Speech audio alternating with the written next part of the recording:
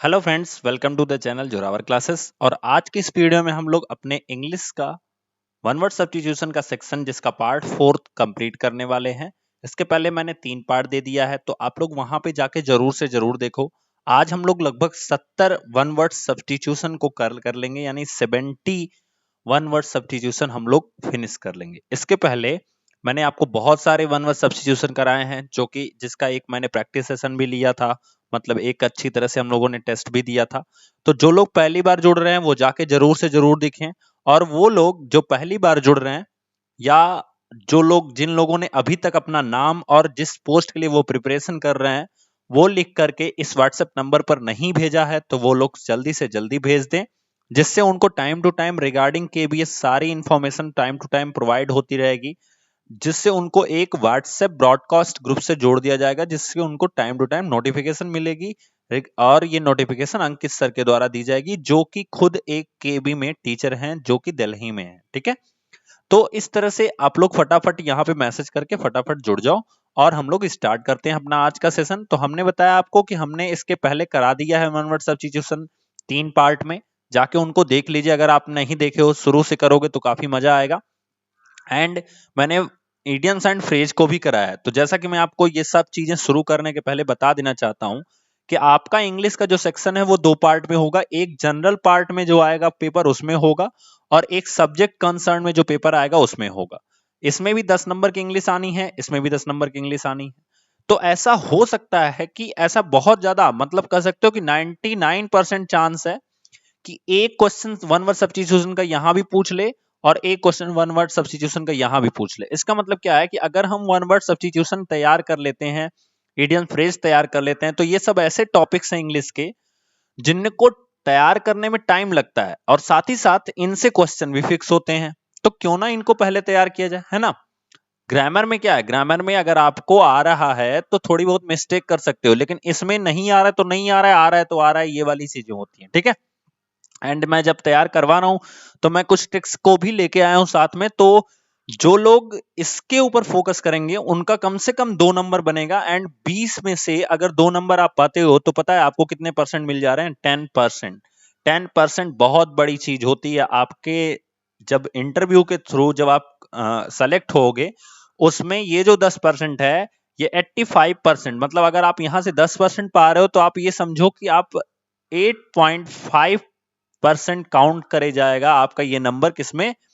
लगभग लगभग आपके जो मेरिट का सिलेक्शन होगा फाइनल की, उसमें काउंट होगा। तो इस चीज को ध्यान में रखिएगा। ठीक है, हम लोग स्टार्ट करते हैं आज का सेशन। जैसा कि आपके सामने पहला आता है, उसमें लिखा गया है science of universe with sun moon stars and planets. मतलब ऐसा विज्ञान जो यूनिवर्स से संबंध रखता हो, जिसमें सूर्य, चांद, तारे और ग्रह आते हों। ग्रह, प्लैनेट्स को ग्रह बोला जाता है। ठीक है, उन्हें हम क्या कहते हैं? तो बहुत अच्छे से बहुत सारे लोगों को पता होगा, एस्ट्रोलॉजी बोला। एस्ट्रोलॉजी, और एस्ट्रोलॉजी को ही हम जब उस विज्ञान के अंतर्गत आते हैं तो एस्ट्रोनॉमी बोलते हैं। क्या बोलते हैं? एस्ट्रोनॉमी। ठीक है, तो इस चीज को तो सबको पता होगा। Next, a person who does not believe in the existence of God. तो ये बहुत इंपॉर्टेंट है और बहुत ही फेमस वन वर्ड सब्स्टिट्यूशन है। जहां तक मुझे पता होगा ये 80% लोगों को पता होगा, और अगर आपको नहीं पता है तो आप खुद सोचो, जो चीज 80% लोगों को पता होनी चाहिए वो आपको नहीं पता है, तो आपको बहुत मेहनत करने की जरूरत है। ठीक है, अब क्विट करने से तो आप सीख नहीं सकते हो, इसलिए सीधा सा चांस है कि पढ़ना स्टार्ट करो। और जो लोग ये पूछते हैं सर पढ़ें कैसे, वो खुद बता रहे हैं सर पढ़ें कैसे, तो पढ़ने के लिए पढ़ना पड़ता है, सीधी बात है। तो वो पढ़ना स्टार्ट करें, खुद पढ़ना आ जाएगा कि सर पढ़े कैसे। ठीक है, बाकी रही बात, अगर आप सोच रहे हो कि सर कोई जादू की पुड़िया लेके बैठे हैं, ऐसे बताएंगे और आप घोल के पी जाओगे और आपको आना शुरू हो जाएगा, तो ऐसा कुछ नहीं होने वाला।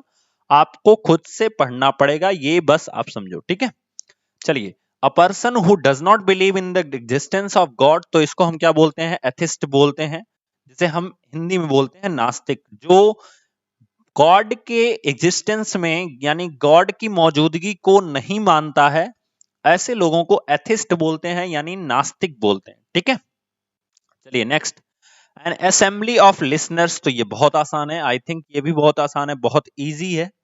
तो एक लिसनर की जो असेंबली होती है, एक सभा जो होती है सुनने वालों की, उसे हम क्या बोलते हैं, उसे ऑडियंस बोलते हैं, श्रोता गण बोला जाता है। ठीक है, तो आई होप ये चीज आपको समझ में आई होगी। तो तीनों में से तीनों इंपॉर्टेंट हैं एंड तीनों सबसे इजी हैं। मुझे नहीं लगता कि ये तीनों बहुत हार्ड होंगे, बहुत आसान होंगे। जब भी आप जो लोग नोट्स बना रहे हो उनको बहुत आसान लग रहा होगा ये सारी चीजें। चलिए नेक्स्ट देखते हैं, कुछ टफ चीजें भी देखेंगे, क्योंकि आसान चीजें तो एग्जाम में आ गई तो फिर सब पास हो जाएंगे ना। The life history of a man written by himself. तो एक जो कहानी है किसी इंसान की, वो अगर खुद लिखता है तो उसे क्या कहते हैं, तो उसे हम बोलते हैं ऑटोबायोग्राफी। क्या बोलते हैं, ऑटोबायोग्राफी, जिसे हिंदी में बोलते हैं आत्मजीवनी। ठीक है, तो ऑटोबायोग्राफी, इसी को आत्मजीवनी, आत्मकथा भी बोलते हैं इसको। ठीक है, चलिए नेक्स्ट देखते हैं। तो अगला दिया गया है a government by one person. A government by one person, example में जैसे जर्मनी में हिटलर था, इस समय कोरिया के साइड में जो उत्तर कोरिया है, सॉरी जो साउथ कोरिया है, उसमें कौन सा है, उसमें आपका जो तानाशाह है, उस तरह की गवर्नमेंट को हम क्या बोलते हैं, तो उसे हम बोलते हैं एक तंत्र, ऑटोक्रेसी। ठीक है, जैसे हमारे यहाँ क्या है, हमारे यहाँ a government by one person नहीं है, तो बाय पीपल है। तो ऐसे ही गवर्नमेंट को, जब अ गवर्नमेंट बाय पीपल हो उसे हम कहते हैं डेमोक्रेसी, और जब a government by one person हो तो उसे हम बोलते हैं ऑटोक्रेसी। ठीक है, जब बाई पीपल हो मतलब गवर्नमेंट किसके द्वारा चुनी जाती है, किसी लोगों के द्वारा, या उसका जो शासन करते हैं वहां पे लोग करते हैं, तो उसे हम बोलते हैं डेमोक्रेसी। जब यहाँ पे एक इंसान के द्वारा चुनी जाती है तो उसे हम बोलते हैं ऑटोक्रेसी। क्लियर, चलिए नेक्स्ट देखते हैं। वन हु इज ग्रीडी, जो लालची हो उसे हम क्या कहते हैं, तो उसे हम लालची कहते हैं, और क्या। लेकिन इसे इंग्लिश में क्या कहते हैं, एवरिशियस।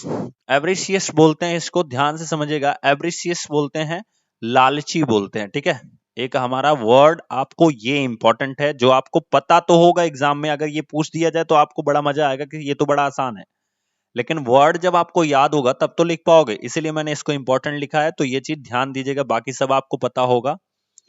नेक्स्ट देखते हैं, हमारे सामने अगला आता है, दिया गया है the state of being unmarried, मतलब एक ऐसी अवस्था जब आप अनमैरिड हो। ठीक है, तो उसे हम क्या कहते हैं, ऑफ अ मैन, मतलब वो इंसान एक आदमी हो, औरत नहीं आदमी हो, तो उस अवस्था को हम क्या कहते हैं, उसे बैचलरहुड कहते हैं या कुंवारापन कहते हैं। ठीक है, चलिए आगे देखते हैं। दिया गया है अ पर्सन अनेबल टू पे हिज डिबेट डेब्ट्स, मतलब वो क्रेडिट और डेबिट का नाम सुने होंगे ना आप, तो वही चीज है, जो अपने उधार को चुकाने में अनेबल हो, जो अपने उधार को ना चुका सकता हो, उसे हम क्या कहते हैं, उसे हम कहते हैं बैंकरप्ट या इंसॉल्वेंट बोलते हैं, बैंकरप्ट या इंसॉल्वेंट, जिसे हम क्या बोलते हैं, दिवालिया, हिंदी में बोलते हैं दिवालिया। चलिए नेक्स्ट देखते हैं। तो हमारे सामने अगला आता है, अगला दिया गया है आपके सामने, जस्ट वन सेकेंड।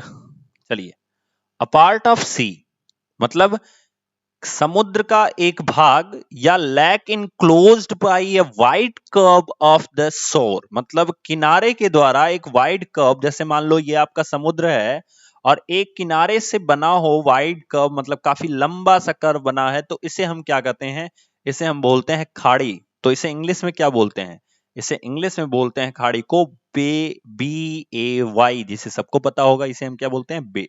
बे मीन्स क्या होता है, खाड़ी। तो आई होप आपको समझ में आया होगा। तो a part of the sea, जिसकी डिस्क्रिप्शन आपको दी गई है, lake enclosed by a wide curve of the shore. ठीक है, चलिए नेक्स्ट देखते हैं। A stretch of sand oblique stones along the edge of the sea or lake। ठीक है, तो लिखा गया है जो कह सकते हो बालू का एक स्ट्रेच होता है, फैलाव होता है, या पत्थरों का जो फैलाव होता है, along the edge of sea, मतलब समुद्र के किनारे जो पत्थरों का फैलाव होता है, या किसी झील के किनारे बालू का फैलाव होता है पत्थरों का, उसे हम क्या कहते हैं, उसे बोलते हैं बीच। ठीक है, क्या बोलते हैं, बीच बोलते हैं, समुद्र तट बोलते हैं। ठीक है, तो ये चीज ध्यान दीजिएगा, ये भी इंपॉर्टेंट है, जब आपके सामने ऑप्शन रहेगा तो आप लगा सकते हो। ठीक है, नेक्स्ट देखते हैं। A person who is fond of fighting, बड़ा इंपॉर्टेंट है, कितने लोग हैं ऐसे, जरा कमेंट बॉक्स में बताएं फटाफट, जो फॉन्ड ऑफ हैं किस चीज के लिए, फाइटिंग के लिए, कितने लोग हैं ऐसे। अगर आप ऐसा काम करोगे तो आप टीचर कैसे बनोगे। ऐसे लोग या एक व्यक्ति जो शौकीन हो फाइटिंग करने का। फॉन्ड ऑफ का मतलब क्या होता है? शौकीन होता है। देखो यहां से एक चीज और भी सीख सकते हो कि फॉन्ड के साथ हमेशा क्या लगता है? ऑफ लगता है। इसी तरह से टायर्ड के साथ हमेशा क्या लगता है? ऑफ लगता है। देखो दोनों का मैंने आपको बताया, ये जो प्रीपोजिशन लगा है, ठीक है, या ये जो चीज ऑफ लगा है, ये कहां कहां लगता है? ये आपके फॉन्ड ऑफ, टायर्ड ऑफ, ये दोनों लगता है। ठीक है, तो टायर्ड विथ अगर आपको दिया है तो उसको करेक्ट करके ऑफ लगाना पड़ेगा, क्योंकि थकान जहां भी आएगी वहां पे आपको ऑफ लगाना है। ठीक है, चलिए, तो इसको क्या बोलते हैं? बेलिकोज। ठीक है, बेलिकोज बोलते हैं, जिसे हिंदी में बोलते हैं लड़ाकू। मतलब जो शौकीन हो लड़ाई करने का, उसे हम क्या बोलते हैं हिंदी में? लड़ाकू बोलते हैं। ठीक है, चलिए नेक्स्ट देखते हैं। engaged इन वार और फाइट। engaged इन वार ऑब्लिक फाइट, जो वार में यानी युद्ध में हो, मतलब engaged हो, पड़ा हो, या किसी फाइट में पड़ा हो, उसे हम क्या बोलते हैं? उसे कहते हैं बेलिगरेंट। बेलिगरेंट का मतलब होता है युद्ध रत। बेलिगरेंट का मतलब होता है युद्ध रत। बेलिगरेंट का मतलब क्या होता है? युद्ध रत। चलिए नेक्स्ट देखते हैं दोस्तों। तो हमारे पास सामने आता है हमारा नेक्स्ट, जो कि है one who gives financial help to a school hospital. एक ऐसा इंसान जो एक स्कूल या एक हॉस्पिटल को फाइनेंशियल हेल्प देता हो, उसे हम क्या कहते हैं? तो जो किसी स्कूल या हॉस्पिटल को फाइनेंशियल हेल्प देता है, उसे हम बोलते हैं धर्मोपकारी, जिसे हिंदी में, इंग्लिश में बोलते हैं बेनिफैक्टर। बेनिफैक्टर, ठीक है, जो धर्मोपकारी हो, धर्म का उपकार करता हो, या कह सकते हो धर्म का काम करता हो, उसे हम बोलते हैं धर्मोपकारी। नेक्स्ट हमारे सामने आता है one who loves and collects book. जो क्या करता हो? किताबों से, बुक्स से क्या करता हो? प्यार करता हो और उन्हें इकट्ठा करता हो। बहुत इंपॉर्टेंट है ये, देखो ये बहुत इंपॉर्टेंट है, आपके एग्जाम में पूछने के लायक है। ठीक है, तो इसको ध्यान से समझिएगा। जो किताबों को इकट्ठा करता हो और किताबों से प्यार करता हो, उसे बोलते हैं बाइबली, बाइबलीफिल। या आपको याद करना है तो बाइबल का नाम सुने हो ना, बिब्लीफिल को आप याद कर सकते हो बाइबल से। बाइबल बहुत अच्छी बुक है।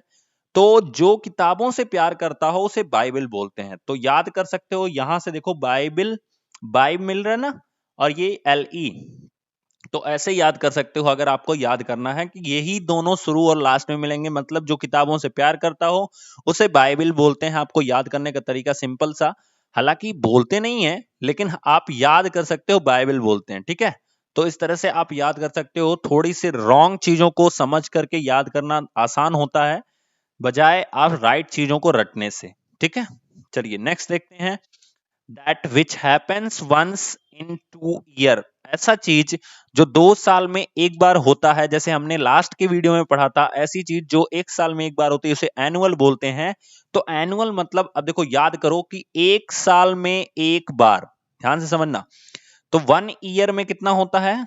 1 ईयर में एक बार, तो 1 ईयर में एक बार होता है, उसे एनुअल बोलते हैं। ठीक है, अब बहुत अच्छी सी ट्रिक मैं बताने वाला हूं कि अगर यही चीज 2 साल में एक बार हो, तो उसे हम बायनुअल बोलते हैं। बायनुअल, ठीक है, जैसे आपके सामने आ गया बायनियल, द्विवर्षीय, बायनियल बोलते हैं। इसको याद कर सकते हो, यानी एक रहेगा तो एक, पहला लेटर हमारा इंग्लिश का कौन होता है? रीजनिंग में आप पढ़े होगे, ए होता है।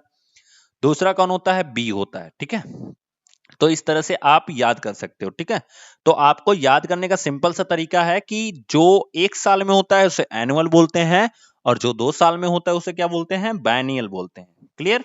चलिए नेक्स्ट देखते हैं। तो अगला हमारे सामने आता है the custom of having 2 wifes और 2 हस्बैंड। मतलब ऐसा शासन या ऐसा रूल जहां पे 2 पत्नियों को और 2 पतियों को रखने का एक तरह से कस्टम हो, उसे हम क्या कहते हैं?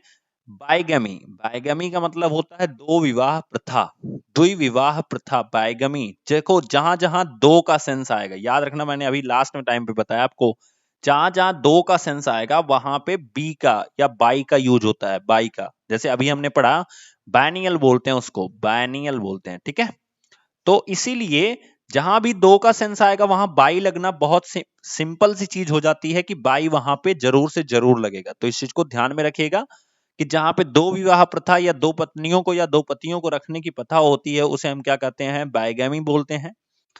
फिर दिया गया है one who is filled with narrow and प्रेजिट्स। इसको क्या बोलते हैं?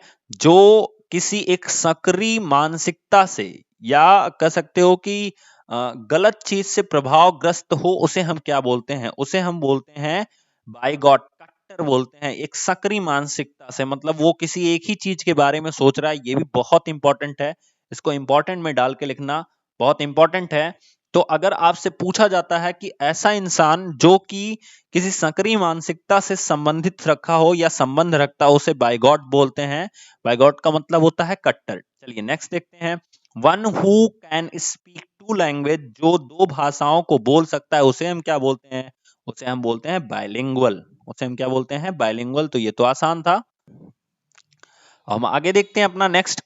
तो हमारे पास सामने नेक्स्ट आता है आपका the life history of a man written by someone else. अभी हमने पढ़ा था the life history of a man written by himself, written by himself. तो उसे हमने क्या पढ़ा? वो ऑटोबायोग्राफी था।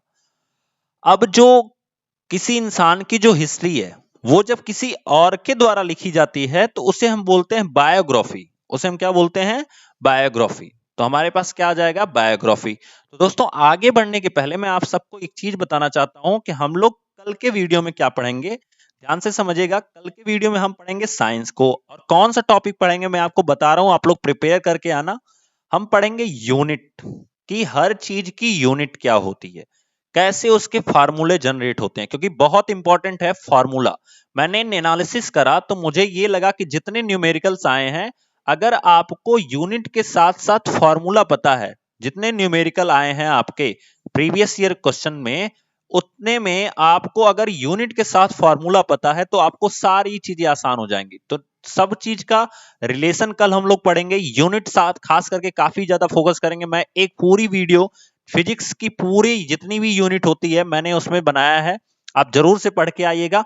उसके बाद मैं एक वीडियो लाऊंगा इसके ऊपर, कितने फॉर्मूले हैं, कैसे कैसे उनको हम अप्लाई करेंगे, और साथ ही साथ मैं आपको इन दोनों का रिलेशन फिर एक वीडियो में लेके आऊंगा। और इसके बाद ध्यान से समझिएगा, इन दोनों के रिलेशन के आने के बाद कॉन्सेप्ट बेस्ड क्वेश्चन, जैसे बहुत सिंपल सा कॉन्सेप्ट अगर मैं आपसे पूछूं कि इनर्सिया की यूनिट क्या होती है, इनर्सिया की यूनिट क्या होती है, तो ये चीजें जिनका कॉन्सेप्ट क्लियर होगा वो बता पाएंगे, जल्दी से आंसर कर पाएंगे। इनर्सिया का कॉन्सेप्ट क्या होता है, इसके बारे में भी हम बहुत डिटेल में चर्चा करने वाले हैं कल के वीडियो में। ये सब चीजों को आप लोग पढ़ लीजिएगा, और कल एक तरह से आपका टेस्ट ही रहेगा कि यूनिट कैसे आप डिसाइड करते हो, या किसी चीज की यूनिट कैसे आप निकाल सकते हो। और आप यूनिट तभी निकाल सकते हो जब आपको क्या पता हो? फार्मूला पता हो। तो आपको सब पता होना चाहिए कि किसी भी चीज की एसआई यूनिट क्या होती है, उसी चीज की एमकेएस यूनिट क्या होती है, उसी चीज की सीजीएस यूनिट क्या होती है, उसी चीज की एफपीएस यूनिट क्या होती है। इतनी यूनिट्स होती हैं। एंड मैं साथ साथ एक और चीज बताने वाला हूं आपको। कल का बहुत इंपॉर्टेंट सेशन होने वाला है फिजिक्स का, डोंट मिस इट।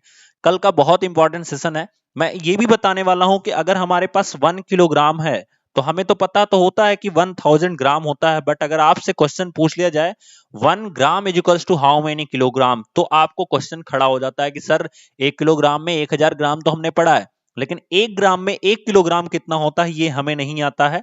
तो इसके लिए भी बहुत इंपॉर्टेंट ट्रिक मैं आपको बताऊंगा कि अगर आपके एग्जाम्स में ऐसी चीजें दी रहे तो आपको चेंज करना आना चाहिए। बिकॉज न्यूमेरिकल तो दूर की चीज है, अगर आप ये सारे बेसिक चीजें आपको नहीं पता तो आप न्यूमेरिकल नहीं लगा सकते हो। तो यही सारी प्रॉब्लम्स को मैंने फेस करा।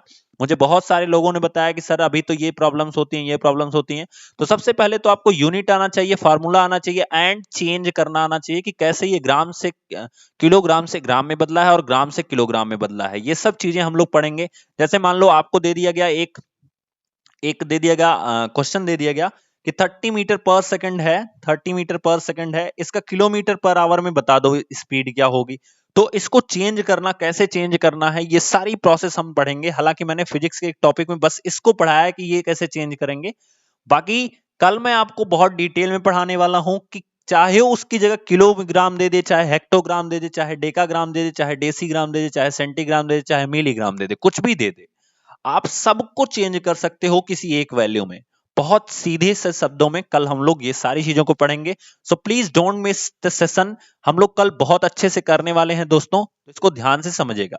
चलिए अपना नेक्स्ट हम सेशन देखते हैं। हमारे पास अगला क्या आता है? तो अगला हमारे सामने है एनिमल विथ 2 फीट।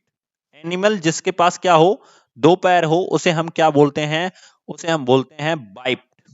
क्या बोलते हैं? बाइप्ड, जिसे बोलते हैं हिंदी में दो पाया, जिसके पास 2 पाया हो। एंड आज का हमारा लास्ट आता है स्पीकिंग इररिवेरेंटली अबाउट गॉड और सेक्रेड थिंग्स। मतलब किसी डरावनी चीज से, या कह सकते हो धार्मिक चीज से, यहाँ पे बोलते हैं धार्मिक वस्तु के बारे में बात करना और बहुत खराब तरीके से, अभद्र तरीके से बात करना, उसे हम क्या बोलते हैं?